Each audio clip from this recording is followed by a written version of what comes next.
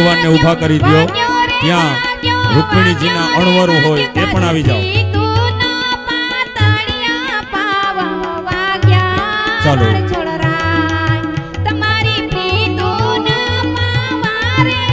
રૂકમિણીજી પધારજો। પેલા